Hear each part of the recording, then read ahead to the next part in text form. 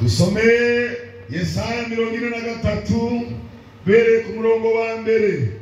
Ego dusomere mugenzi. Yesaya 43 bere ku murongo wa mbere. Uhoraho wenyene niwe mucunguzi. Ariko none uku niko horahagize uwakuremye yewe Yakobo, kandi akakubumba yewe Isirayeli. Ati ntutinye, ko nagucunguye naguhamagaye izina, uri uwanjye.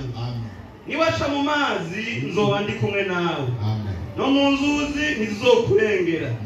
Niwaca mu muriro ntuzosha, kandi n'urubeya ntiruzokubabura. Kuko jewe Uhoraho Imana yawe, uwera wa Isirayeli, umukiza wawe, nagutangiriye Egiputa kw'incungu.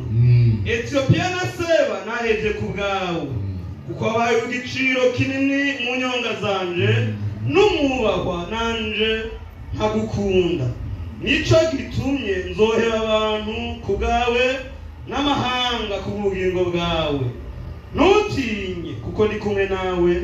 Nzozana urubyaro rwawe ndarukuye iburasirazuba, nzogukoraniriza hamwe ndagukuye iburengerazuba. Nzobwira iburaruko nti barekure, n'ubumanuko nti ntubimane. Zana abahungu banje ubakuye kure, n'abakobwa banje ubakuye ku mpera y'isi. N'umuntu wese yitirirwa izina ryanje, uwo naremeye icubahiro canje, naramubumbye mbere naramuremye. Imana iguhezagire cyane. Yesu nashimwe.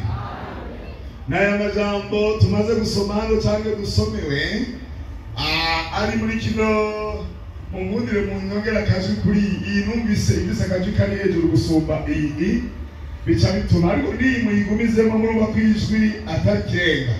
Nawe iyo umuntu ari karakura ibintu bimwe bigenda birahinduka.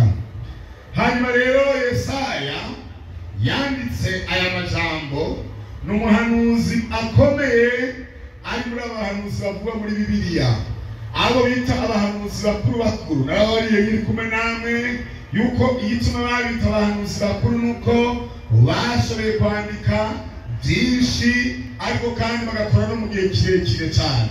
Yesaya yakoranye n'abandi bane, kuko murazi hari abantu batatu